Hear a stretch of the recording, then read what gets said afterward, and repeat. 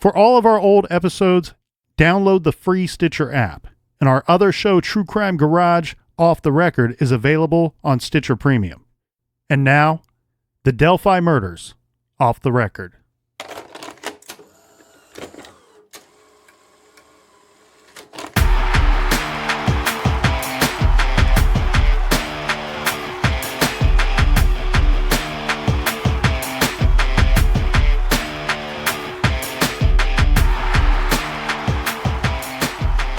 Well, and that's why I think it's important to examine the possibilities and the reasons why this has not been solved.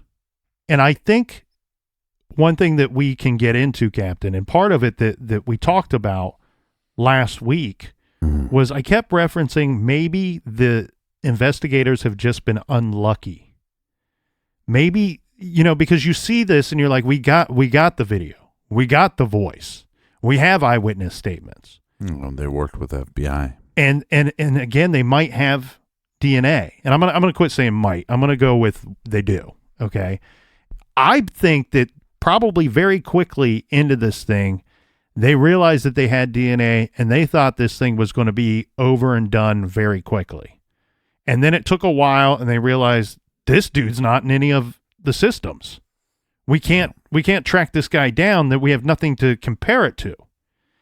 And I think that's why you see there was a delay in putting, taking that still image and then releasing the actual short little video there. Mm-hmm. And then there's the delay between that that still image and the sketch, the original sketch that comes out, because that didn't come out till June or July of the year of the crime. Mm-hmm. There were several months that went by. So here's one thing where I wonder one thing. Let's get into a bunch of things where investigators may have just been unlucky. One, the no match of DNA. We've already talked about that. Mm-hmm. Two, I'm starting to think that the bridge guy's appearance on the pixelated video may almost give a false sense of his actual true appearance. And I think that that's working in his favor and working against investigators. For one thing, when you first see the video, right? When you saw the still image, didn't you think we were looking for like a pudgy guy, like kind of a fluffy fat guy, mm-hmm. or at least slightly overweight? But then later, when they released the video and you see the individual walking, you can see that those pants the jeans are a lot baggier than what his actual legs may require. Right. When you see that leg move, you almost see that the legs are much thinner than those jeans. Chicken legs. And then you have to wonder how many layers of clothing that's the thing that I wonder why, if for some reason he did stand out, and he must have in some form or fashion, because we have witnesses or believed witnesses that think that they saw him on one of the trails. I don't know that the detecting factor for them would be that, I saw a guy with wet jeans. Because we went through that conversation last week, you may not have been able to visually see and determine that his jeans were wet. Right. They may have just appeared to be a darker shade of blue. But it was a warm day for February. To me, the guy looks, at least on the upper half of him, looks to be very overdressed for the temperature that day. It almost appears that he's wearing a hoodie or something of significance underneath a jacket. Mm. And one thing going in his favor too, here again, I believe that there's a collar to that jacket. There's a part of that jacket that's sticking up at one point, and he's looking down to watch his feet, his foot placement on that bridge. That's concealing his face a little bit. He may be wearing a hat, or that might just be wearing a hoodie with the hood up. That I feel like we're getting a false sense of his true appearance because it is a pixelated video. Now, here's the thing. You were talking about, do we have more video footage? I think that there's more video, and this is pure speculation, okay? Pure speculation. Don't put on the blog untrue. I'm saying this might not be true. I'm just guessing here. I think that they have more video footage. Unfortunately, I don't think that there's so much video to watch. what I mean by that is I think that shortly after Libby was filming this guy on the bridge, and he's very quickly making his way. We're not seeing that clip in real speed. I don't care what anybody says. We cannot believe we're seeing that at real speed. Mm-hmm. I think at some point she had to conceal her phone from him. Either hold it in a way that she's not filming or it's not obvious to him that he's being caught on camera, or she stuck it in her pocket. And that might be the reason why we're hearing the words and it sounds muffled. Guys down the hill. It may sound muffled because it might be in her pocket. Right. And I think that the video was running and filming. It just might not have had anything additional to film because it was concealed in her pocket. Mm-hmm. And I think that her phone went dead so quickly. Anybody that's run the camera feature, camera feature and or the video feature, the video recording feature on their phone, realize that kills your phone very quickly. Yeah. And they were saying very quickly her calls were going straight to voicemail. They weren't ringing anymore.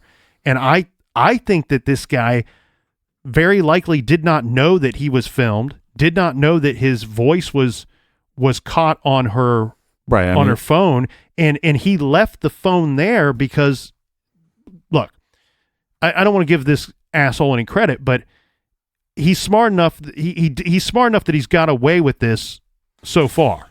Well, let's not say smart, because that's one of the things. Or lucky enough. Well, I think I got a better word for you. One of the things that they were kind of talking about in profiling this individual is he organized or disorganized. And so I think there's a lot of evidence that shows that he's organized. But then not taking the phone, that seems like disorganization. Well, you could take that either way. I was thinking about that too.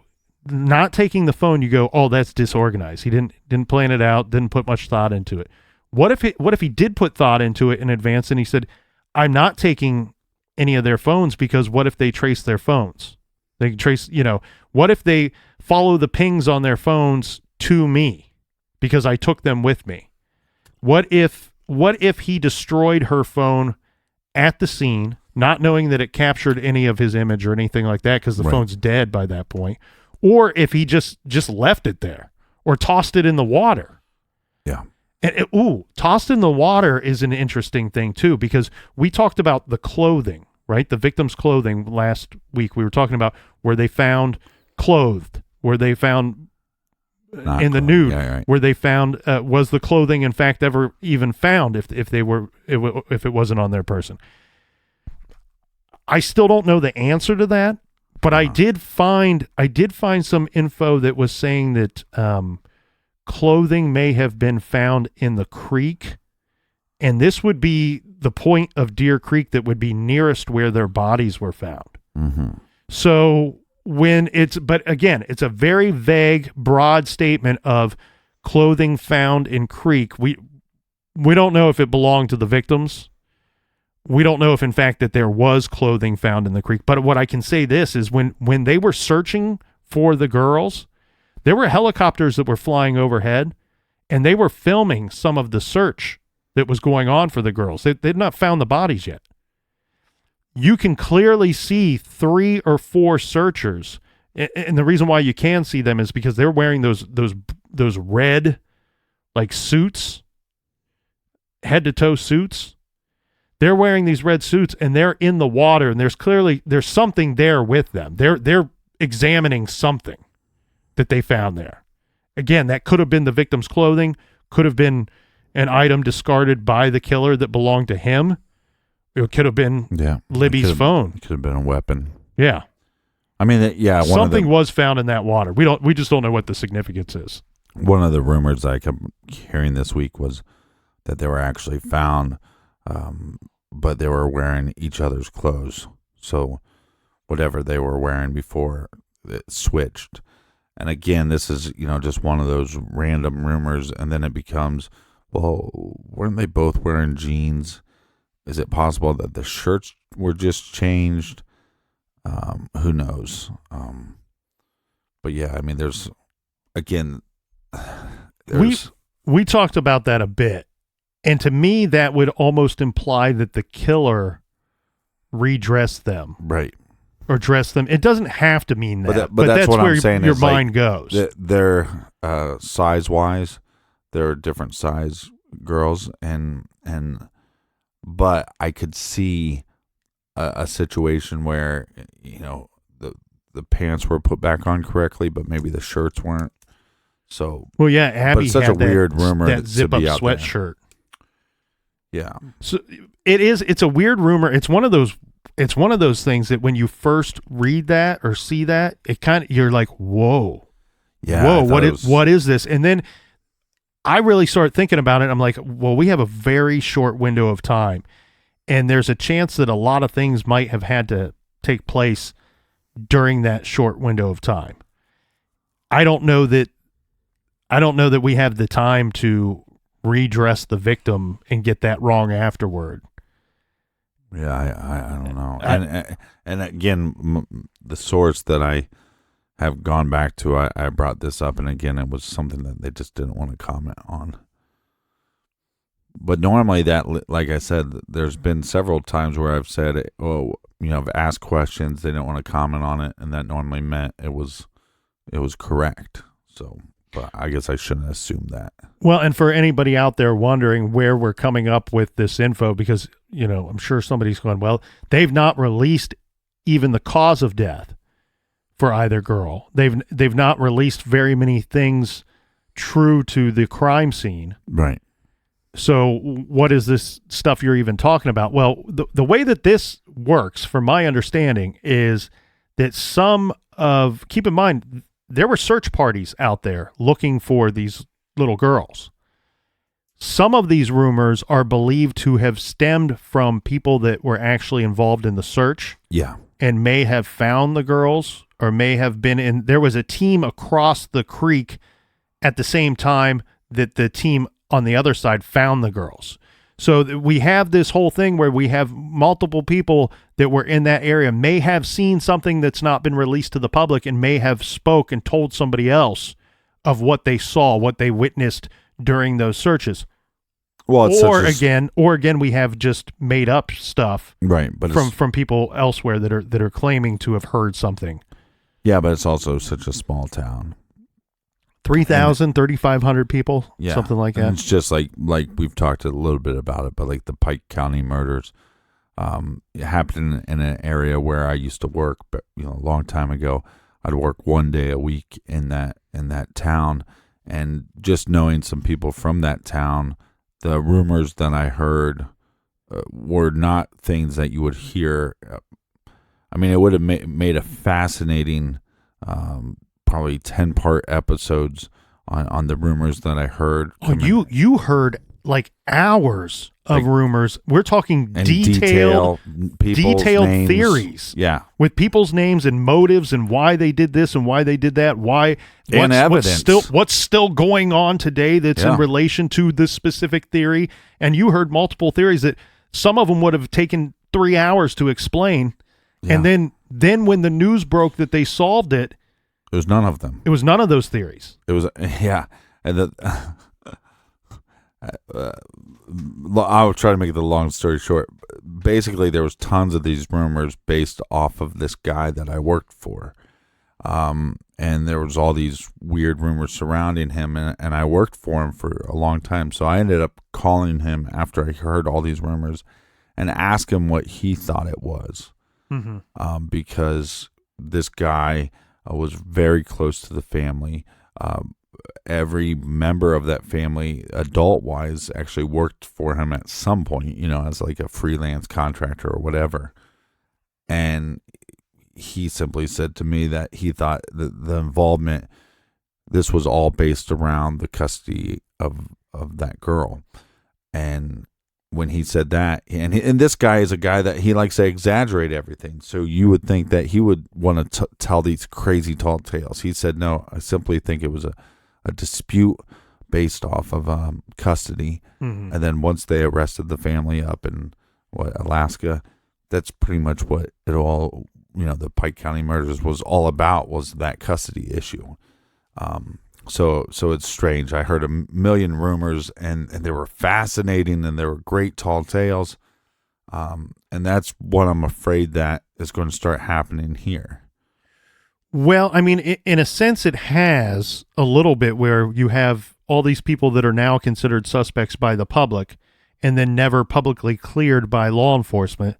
I'm guessing they've checked these people and probably not too interested in a lot of them. But not only did you have that with the arrest of certain individuals, you also had that with the search warrants that were being filed and executed very quickly after this case broke. Right. So the first one that hit the news was a property on Bicycle Bridge Road was searched on February 16th, 3 days after they went missing, 2 days after they were found. Mm-hmm. This location is approximately 5 miles from the Monon High Bridge, a 9-minute drive from the area. This was searched, and I don't know what their outcome was. I mean, obviously no arrests were made in this search. But then you have another search that took place in a town called Peru, Indiana. This one took place on February 25th. This is a good amount away. This is 37 miles away, a 56-minute drive from the bridge. The third search took place in Lebanon, which I think one of the suspects, or one of the suspects' friends that we were talking about last week, Garrett Kurtz, was from Lebanon, which is not. So this says, my notes say 54 miles is the fastest route, and so this would be an hour and 6-minute drive from the bridge. I do want to point out, with the Lebanon search, the papers were saying that they were uncertain of the exact date that the search warrant was executed, uncertain of the exact address known, which makes me wonder if it is in fact connected to the Delphi murders, or if it was just a search that was executed and people's minds were filling in the blanks, and that's what they came up with. But obviously one that was connected was the fourth search, and probably the most public of all four searches, was in Delphi, Ronald Logan's property, but they didn't execute that search warrant until March 17th. Now, we all know that Logan eventually gets arrested for illegally operating his vehicle. But, I mean, this is a guy, if he's not connected, which I don't think he looks like Bridge Guy. I don't think his physical description looks like Bridge Guy. I don't think his facial or hair looks anything like what I'm seeing on that little bit of footage on Libby's phone. So if this guy is not connected, he's been looked at very thoroughly. He's been arrested on other charges. We have to believe that if in fact they are, well, he would have been arrested before you would be required to give the DNA, I guess. I'm assuming now that he's in prison that they have that. We know that his property's been searched. But one thing I didn't get to real well with the footage on Libby's phone, I think that you probably have a lot of audio, and I want to get into the audio here in just a second. But the reason why I think that we only have a very short period of actual video that we can watch and view, as opposed to video of the inside of her shirt pocket or pants pocket, is, look, the video that they released is not great. Remember, I said maybe the Bridge Guy got lucky that his appearance, his true appearance, is not well depicted in that short camera footage. Right. And maybe investigators just got unlucky with that. And even though Libby did her best to try to out this guy, maybe we're only seeing that short clip because that might be close to what all that they have. You have to believe that they would show us one of the better versions of him, right? Right, because they could pull the audio out and just show us the image. And here's what I also wonder too, Captain. We're going back to the audio. You might have that might be a part of the tricky part of not answering these questions for the public. when they go, oh, you got to have more video, right? Well, we can't confirm that or deny it. They're not lying. They may have more video. It's just 39 minutes of 40 minutes of video is unwatchable. Right. It's blacked out. Yeah. And then on top of that, so for the audio, then people go, well, do you have more audio? Well, they might, but here's my opinion too. If Bridge Guy had a gun, if he had a firearm, there might be a decent amount of talking at the very early parts of that abduction. And the closer they get to the murder part of the abduction, the less talking is going to go on, at least from the perpetrator, in my mind. He's going to direct them as he goes. And unless they are, trying to talk him out of whatever he's going to do, there might not be a ton of audio from him. Now, I do find some of the stuff regarding cell phones to be very, very interesting in this case. Mm-hmm. So what we were able to determine and find was actual footage of Mike Patti. He's the grandfather of Libby. He's talking the night that they are missing. He's being interviewed for the news the night that they are missing. Yeah. And he's talking about they have already checked her Snapchat and her social media. So as terrifying as that is to think about, we do know that by that point, before midnight that night, his family, the German family, had seen the Snapchat photo taken from 2:07 p.m. of Abby on the bridge. Right. They were probably following her on Snapchat, like they were connected. Yeah. Yeah. And so during that same interview is when he says that her phone had pinged around town a couple of times. He does go on to say, let me see here, his exact words. I don't know exactly what time that interview was taking place, because I don't think that it was live. I think it was filmed and then played. But in the interview, he's saying that the phone went dead, stopped pinging about 4 or 5 hours ago. Okay. And that broadcast that I'm talking about, it came out before midnight that night. So this is where everybody got all worked up and got all concerned about the Mike Patti's words. A couple of things. Some people came out and said, oh, the family had Libby's phone. No, that's not what he says. Listen to his words. He says, we were checking her social media accounts. We were checking things that we could check without having her phone. My thought is because of her age, they either had her passwords and her login information, or they followed her, right? Right. So they could then just see what she posted. But I think it's more in depth. I think they probably had her login information or her passwords. But I also think maybe if they didn't know that the sister knew, and then that way they could just check that stuff, because they, how are they going to have her phone the night that they go missing when they haven't even been found yet? Right. But that's the thing though. People mishear things. And rather than double checking it, sometimes people are stupid. Right. They just roll with it. They just run with it. And they're like, oh, he said they have her phone. And then they're like, well, that's weird. Why would they, then they're starting to think that the family's involved. The family's not involved. Okay. The family didn't kill these girls. Well, the direct family that we know of. Right? Yeah. But again, then there's not a lot of suspicious on the outside members. I'm just saying. But even take that a step further, then they're not covering for anybody either. Right. You know what I mean? There's no realistic reason to believe anybody would cover for anybody if you have those ties to the victims. It just doesn't make any sense. No.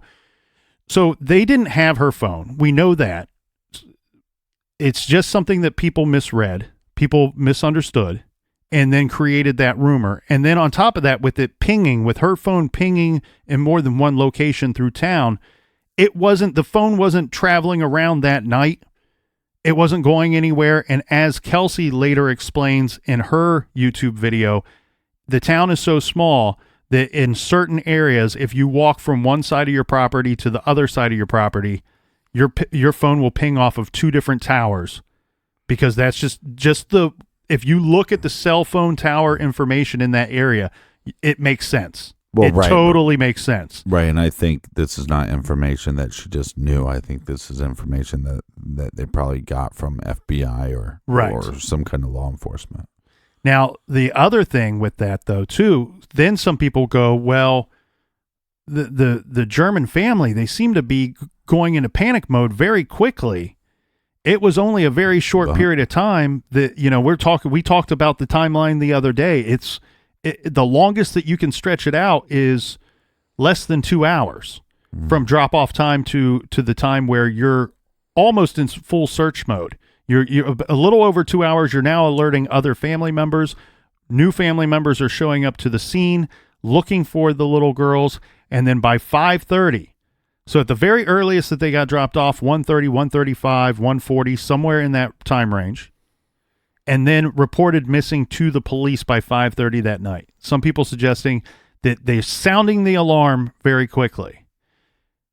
But I think the problem with that is it's a little girl, and I don't think people are putting enough thought into it. So, when you and I did the exercise last week, where we were playing this scenario out loud, talking through it. We're going, okay, well, what would happen in this situation? Okay, so Derek, the father, goes to pick them up. It was arranged that they would be picked up around the time that Derek arrived.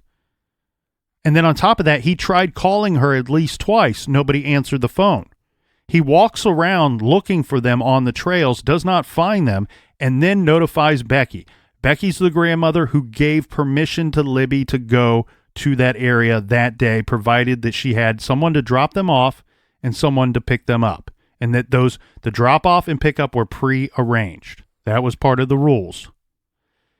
So as soon as he notifies Becky, it's a very quick call from Becky to Kelsey to go, did you in fact drop the girls off? Are you still with the girls? Mm-hmm. And then you hear from Kelsey, yes, they were dropped off. I'm at my boyfriend's house. I'm getting ready to go to work. It's not crazy to believe how much longer after that do they see the Snapchat photo of video proof evidence, picture evidence of Abby on the bridge.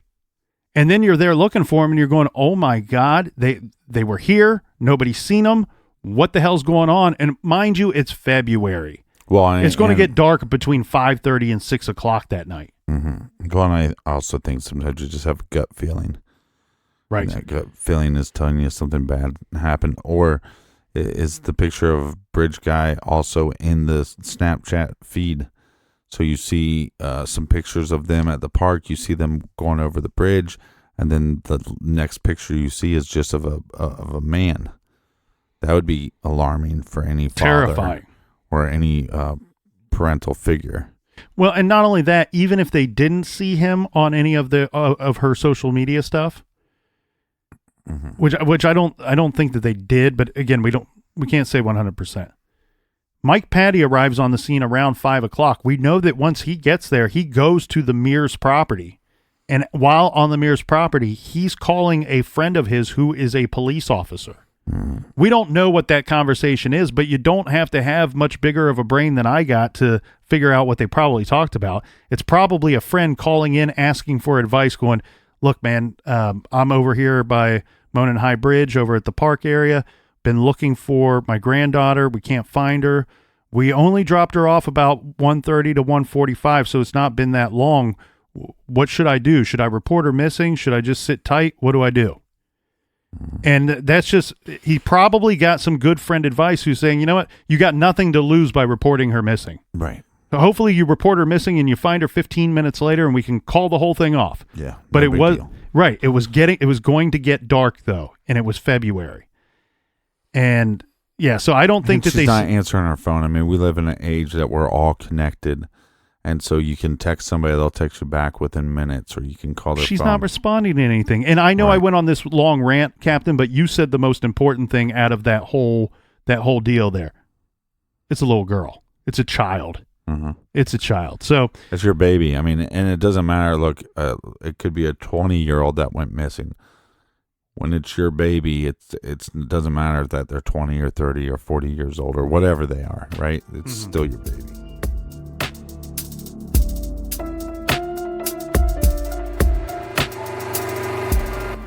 If there is something interfering with your happiness or preventing you from achieving your goals, BetterHelp Online Counseling can help.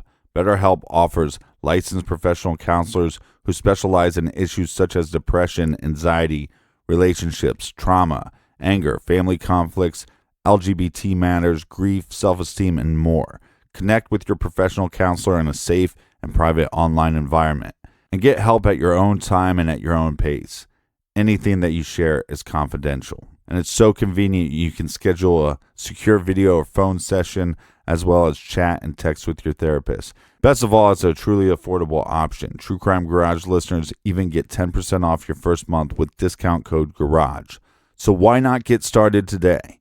Go to betterhelp.com/garage, then simply fill out a questionnaire to help them assess your needs and get matched with a counselor you'll love. That's betterhelp.com/garage. Again, to get 10% off your first month, use discount code GARAGE. Go to betterhelp.com/garage today. Take coloring your hair at home to the next level with Madison Reed. For decades, women had two options for coloring their hair: outdated at-home color, or spend the whole day and a lot of money going to a salon. But you deserve gorgeous, professional hair color delivered right to your door. And guess what? It's less than $25. Many Madison Reed clients comment how their new hair color has improved their lives. Women love the results: gorgeous, shiny, multi-dimensional, healthy-looking hair. Madison Reed delivers gray covering, game-changing color you can do at home and look as if you just came from the salon. What makes Madison Reed color unique is that it is crafted by master colorists who blend nuances of light, dark, cool, and warm to create over 45 gorgeous multi-tonal shades. We recommend Madison Reed because we have seen the results. We have read the comments. We have heard the feedback from our listeners. Women try and love Madison Reed. The quality's top-notch, and it's super convenient and affordable. Find your perfect shade at madison-reed.com. True Crime Garage listeners get 10% off plus free shipping on their first color kit with code GARAGE. That's code GARAGE at madison-reed.com.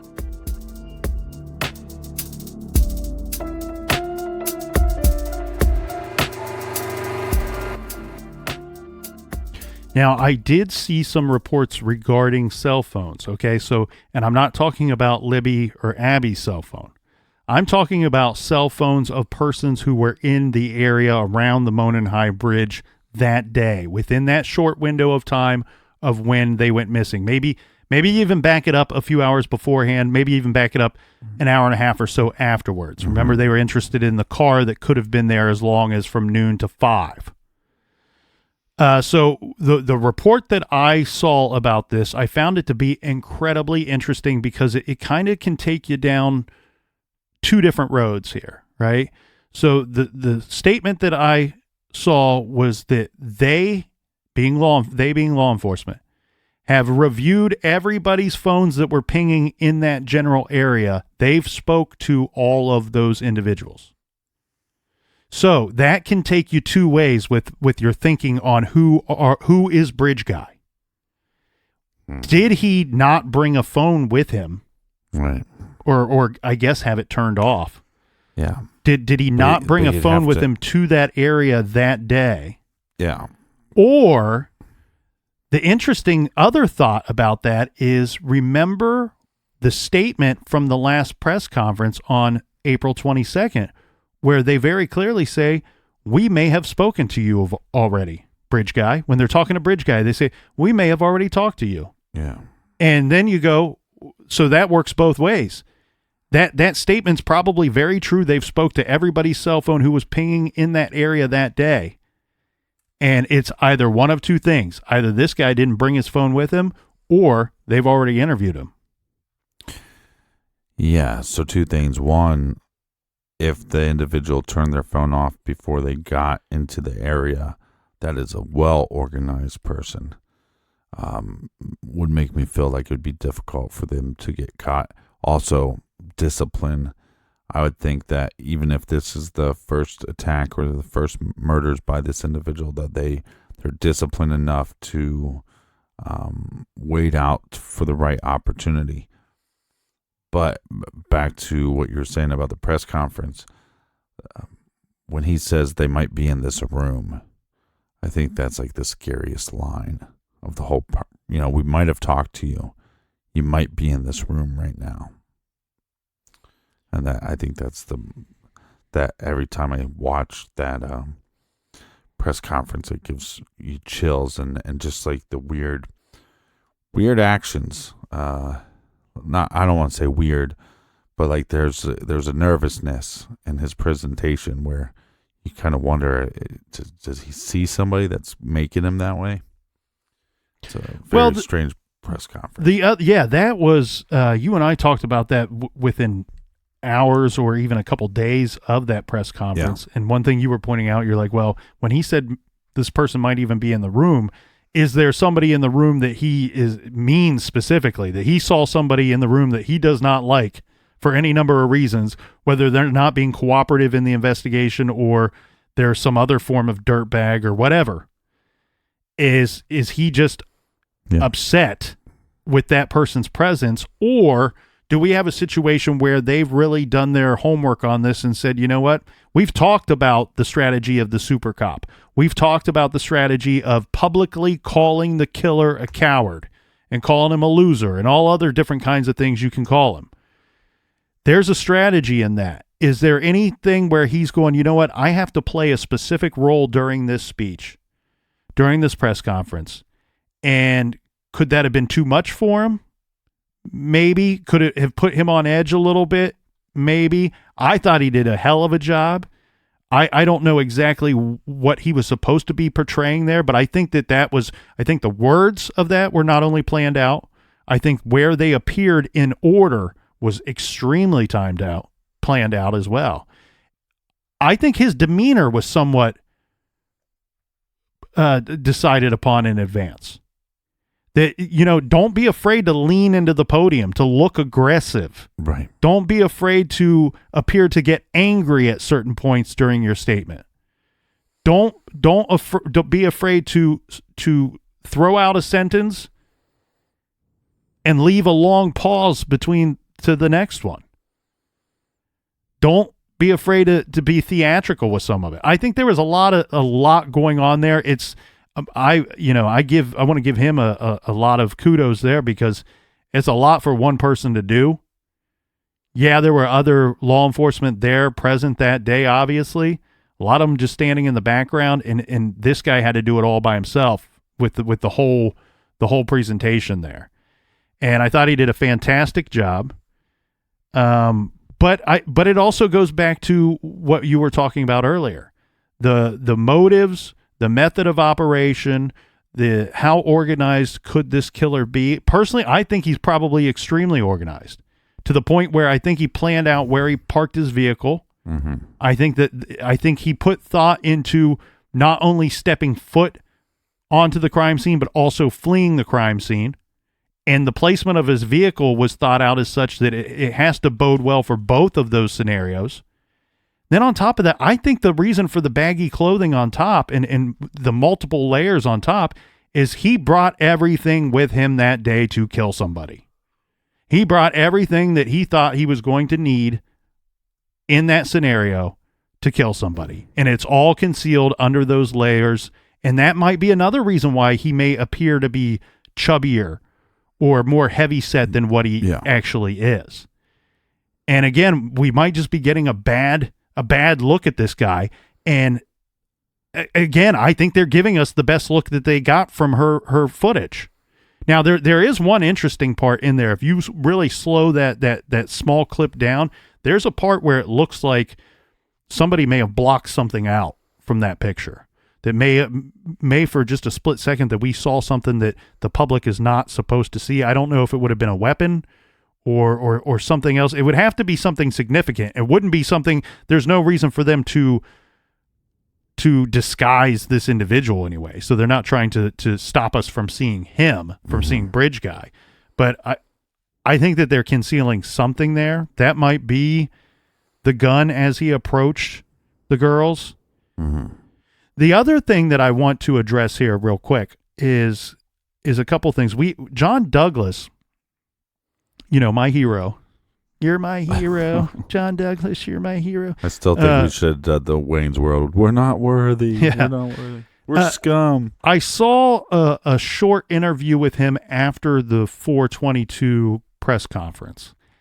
And look, it was one of those interviews. You ever see like an interview where John's just standing there. It was supposed to be just a casual, real quick interview. Mm-hmm. But you ever see one where they have the interview, they've clearly brought it back to the news station, they've cut it up the way that they want to cut it up, but instead of just letting you view the entire interview, you're getting the news anchor that just talks the whole time. And they'll show a very quick little answer of his. I would have loved to have heard everything he had to say about his thoughts on who Bridge Guy is and what's going on with the investigation.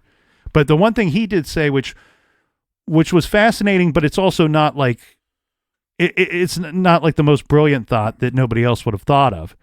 But when he heard the audio of guys down the hill, he was saying that the casualness of choosing the word guys, he said it almost felt to him like it was somebody that was used to talking to people of that age. Yeah. Addressing a group of people in that age. And he almost felt like it was like something he would expect to hear a teacher say. Yes. Guys, come on. Bus driver. Yeah, guys, cut it out. Right. Guys, all right, it's time to come inside. Something like that. I found that interesting, one for multiple reasons, but one, just the simple fact of who would have been available at that same time. Bridge Guy, that's the thing. In their profile, when they're talking about identifying who the suspect could be, who Bridge Guy could be, this is somebody that was unaccounted for a certain period of time on February 13th, 2017. This is somebody who may have made up an excuse why they were accounted for during that time. Here's the other problem, though. This is where law enforcement may have just got unlucky. This also may be a guy that did not need to be accounted for that day for any number of reasons. Maybe he doesn't have anybody to answer to. Maybe he has nobody to. Alone. He lives alone, works for himself, was unemployed. There's a bunch of reasons why he wouldn't have anybody to answer to. Yeah. In a garage. Yeah. Yeah. With his friend. With his who podcast. Can't remember what day it is. Yeah. But no, these are all reasons why law enforcement might just be simply unlucky at this moment, and Bridge Guy is getting lucky. I hate Bridge Guy. His luck will run out. But the reason why I point this out is there's starting to be, as soon as that second sketch came out, there's starting to be a lot of people that have concern now with the investigation and with the state of the investigation. Well, it seems like a incompetence. Right. And I don't know what to make of the two sketches. I'm just pointing out that it's possible that what some people may be thinking is them being incompetent might just be bad luck at the moment. The other thing, too, that I want to point out with being organized or disorganized, again, I think whatever he thought he was going to need to carry out this crime, he brought with him that day. That was on his person. Now, that tells you several things about the makeup of this individual. He may have very likely have gone there with the intention of killing that day. We don't know what else he did to the victims, but we also can't expect that he went in there planning that he was going to kill two victims that day. That might not have been part of his plan.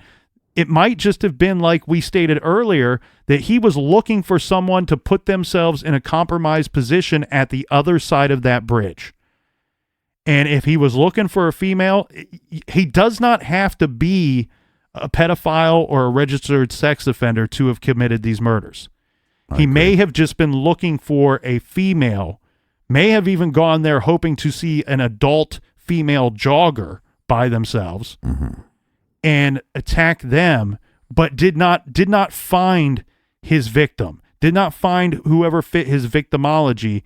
And he saw these two girls who, I think his victimology is more so of whoever would be compromised, would be alone, and would give him the better percentage of getting away with this, rather than having a specific victim in mind. Does that make sense, or did I get too weird with it? I think it makes sense. Basically, you're saying that he's going to go there. He's going to find an opportunity. As long as they fit a certain criteria, that's good enough. Yeah, because I've had many good conversations with several people over great beers on this case, because this case is so captivating right now. It's on everybody's minds. And some of the people have said, well, not only do we have the video and the audio, but we know that we're looking for a killer. We know that we're looking for a pedophile. I don't think that we know that. I don't think we know that last part. I don't even think if we know the first part. I think, to be on these trails, let's go down this road just for a second. To go on those trails, you might just be an individual that carries a gun with you. To go on these trails, to be an outdoors person, you might just carry a knife with you. Is it possible? I don't think it's out of the realm of possibility. After 2 years, with all the information that we have video footage, we have audio footage, we have these sketches, we have eyewitnesses, we have a lot of things going on there. Is it possible that this individual, this was their first time, and this has been their only time so far, because how scared they are now that they're going to get caught? Well, it's certainly possible. Yeah, I don't want to play the possibility game, because everything's possible. You get into trouble. I like to look at what we think we know, what we do know first, what we think we know, or what we can surmise by putting other facts together. But I was trying to put out that evidence. I mean, to me, it means something that we're this far along. We have this many people talking about it, and sometimes it feels as if we have nothing. So like, I'm saying it's not out of the realm of possibility that somebody's on the trail that day with certain items. But I don't know. I think this guy had a kill kit with him. I think it was concealed underneath those layers of clothing. And I don't think it's the first time that he threw that kill kit in his vehicle or put it on his person and went walking around. I agree with your statement that he very likely may have never killed anybody before and may not don't have think so. Afterward. John Douglas says you don't just wake up one day and go out and kill two kids. So I think what's probably correct is somewhere between your statement and John Douglas's statement. I'm going to go with my statement. And here's the thing. What's his credentials? If this guy if Bridge Guy was 18 or 19 at the time, remember we have from 18 to 40 years old. If he was 18 or 19 at the time, I'm going to go with you, Captain, that it's very likely that he's never committed a murder before. If he's closer to 39 or 40 at the time, I feel like he's either committed a murder before or has attempted to, or attacked somebody in some fashion, where maybe he was out scaring the hell out of people one day, and it doesn't have to take place in Delphi. It could take place elsewhere. It's just one of those things. It seems very strange to me that for what I believe he would have need to have brought with him to the bridge that day, seems like quite a bit of stuff to bring with you to the point where I have to call it a murder kit. I have to call it that. So I necessarily don't think you had to bring a lot. I mean, if you had a gun, you can control them. But based off their age, maybe you can control them just with a knife. Maybe all you have to do is have one individual, and then the other one's just going to do what you say because you have the individual under lock. So you could control both victims with a knife. That's a possibility. Riskier, but as far as what we know, we don't know what the person's. It's not like the murders happen where they happen because they had to happen that place. Or that the guy got spooked. We don't know any of that information. I mean, it's very likely that that's the case. Where was he heading with these individuals? Maybe it was just across the river. Maybe it wasn't. These are questions we don't have answers for. Yeah, and I don't want to go too far down the road that we're currently on because look, we know that he abducted them at some point. We know that they were killed, and we know that he fled that area.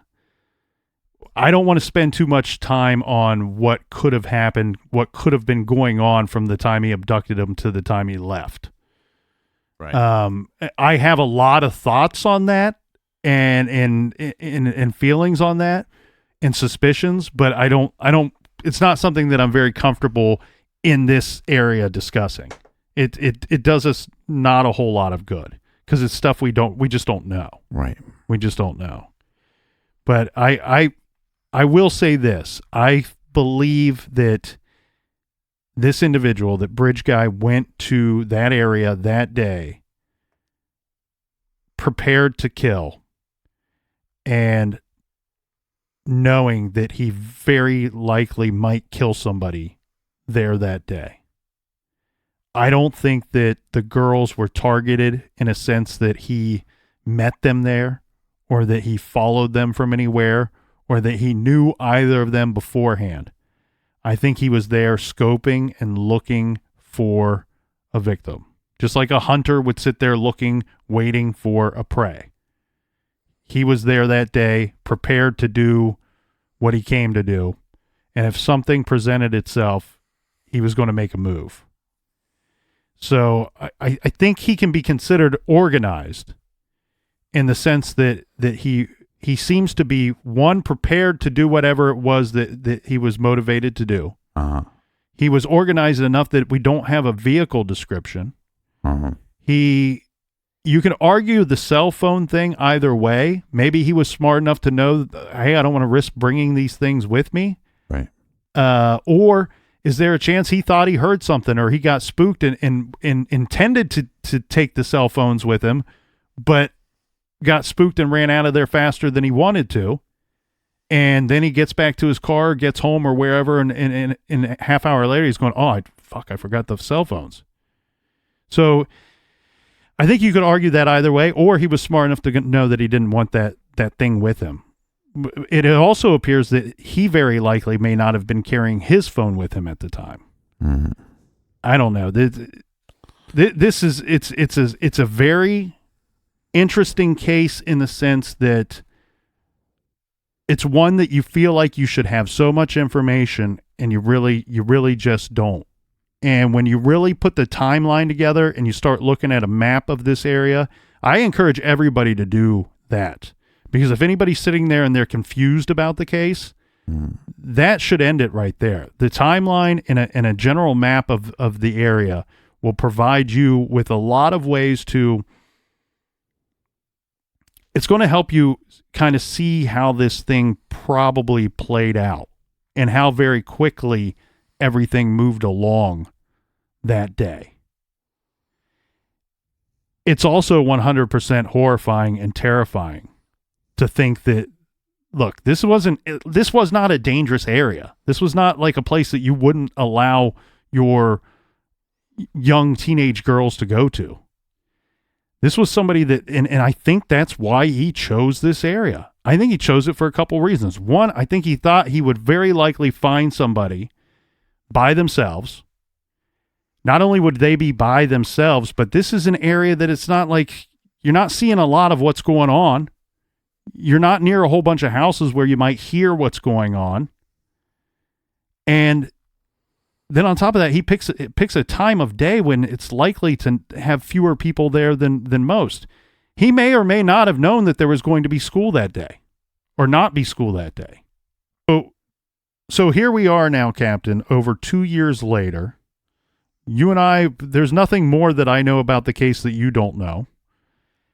There might be some things you kind of just let me go this last 20 minutes. I'm wondering if there's things about the case you know that I don't know. Well, there's a possible another suspect that is kind of on the undersurface. Another guy with a bulbous nose. He's I believe he was a firefighter, and he, I guess, at some point was to be connected with the searches for the girls, and he was arrested for I think whipping out his he whipped out his cock and decent balls. Exposure. Yeah. How recent is this arrest? I haven't looked much into it. I've been. Is he a look? He's from Lafayette. Okay, so he's clearly under the radar as far as the mass population goes, right? Because all these other people, their names have been put out there, put out there. So he's under the radar as far as mass population goes. But I know his name, but I'm not putting it out. Right. Is this a more recent arrest? Is he just very recently an under the radar suspect, or has he been an under the radar suspect for quite some time? I think he's been under the radar for quite some time. That this indecent exposure may have happened shortly after may have happened as early as 2017. But that's what I find interesting about this individual is, one, I could see him being bridge guy. I could see that. Also, if it's true about the reddish brown hair, matches that description. Also has the bulbous nose. So yeah, it would be a possibility.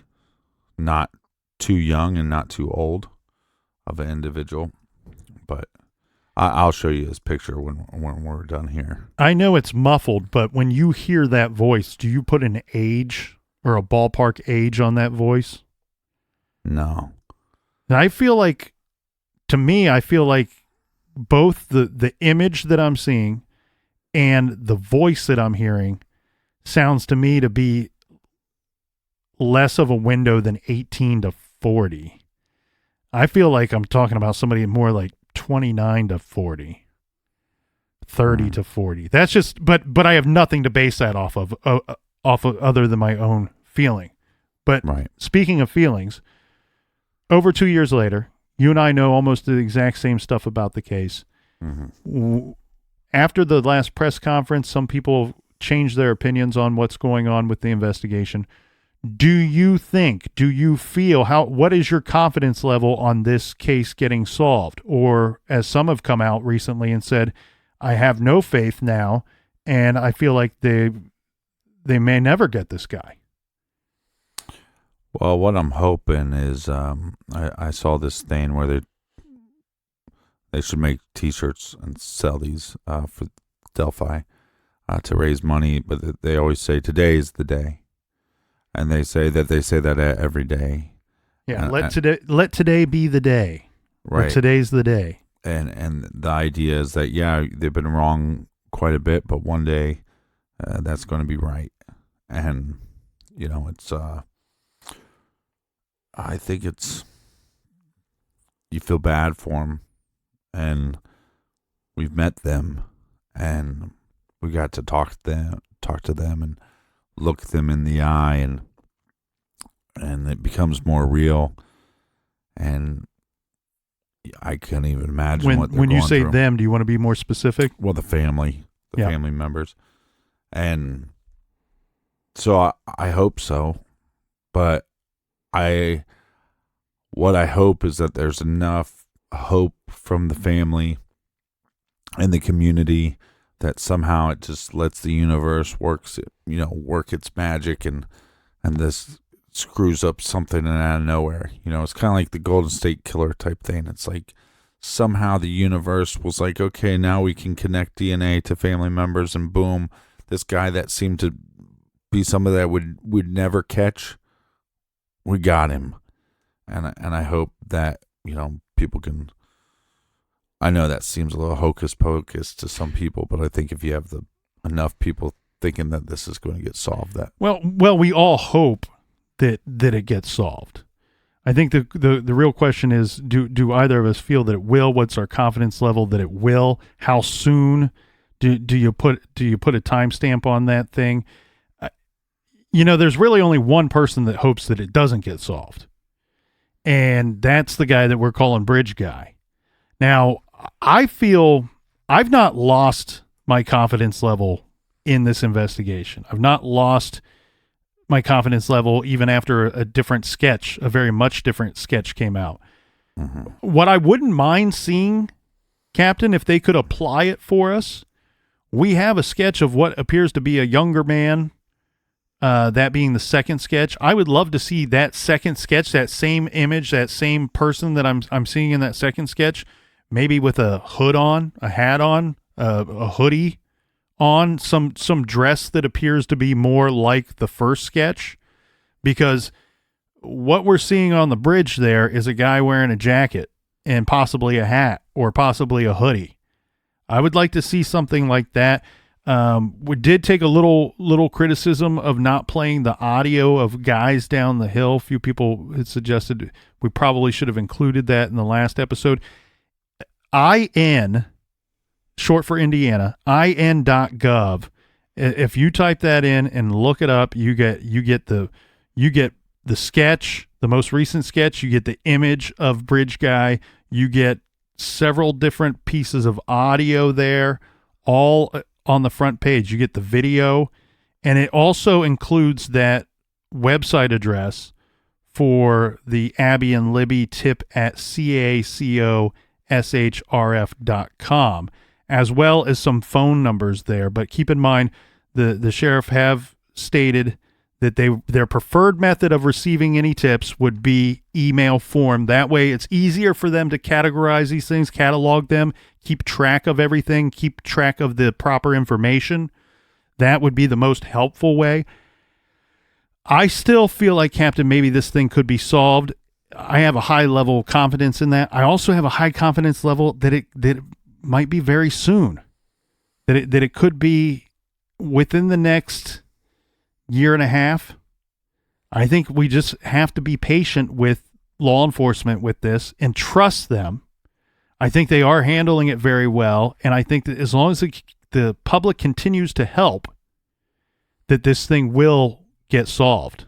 And when they do finally make that arrest, that news is going to be big. That's going to be big. And it's interesting that you reference the Golden State Killer, or Ears, or Ons, or the original Night Stalker, all the different names that horrible monster had, because of his reign of terror lasted so long and he had so many victims.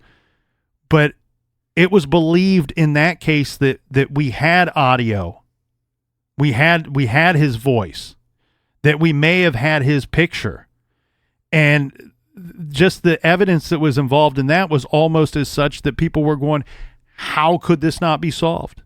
How could this not be solved? And here we are sitting here with Libby and Abby's case. Same thing. We got the picture. We got the audio. We got a short video. It just takes that one person. And I know I know people are probably tired of hearing that, but that's what it is. That's the state of the case right now. I believe they got the DNA. I believe they're just waiting on checking it against the right person. And I also believe in this case too, Captain, this is something we won't have to get too far into, but we also agreed off the record that there's a chance that when they do make the arrest, that the public might not be such aware of it right away. That there might be some things that they want to do behind the scenes before that information gets presented to us. Yeah, to be clear about this, our idea was that it's possible that they have somebody that they've already arrested for another crime, and maybe they've done some testing or eventually will do some testing, but even if there's a match with the DNA, they might not actually make an announcement. They might spend another 4 weeks to maybe even 8 weeks. I mean, it's gone 2 years. The key is not making their arrest, like law enforcement has said. The key is not to make the arrest. The key is to make the arrest and to get a conviction. Right. And if you have somebody that is on lockup right now with no real chance of getting out anytime soon, you have time to work on the individual. If there's reason to believe, and we won't get into it too far, but there's plenty of reason to believe that even if they do have DNA and have a match there, that they would not mind having a confession on top of that or further evidence.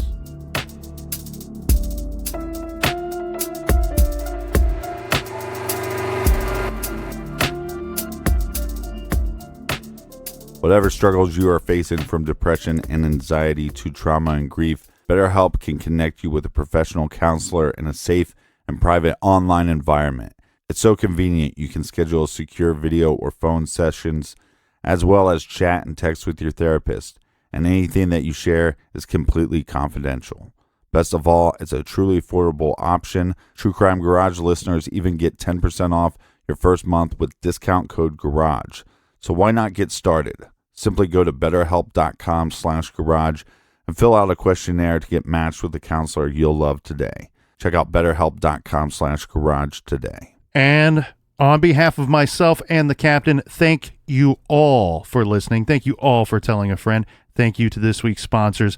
Join us back here in the garage next week. Until then, please be good, be kind, and don't litter.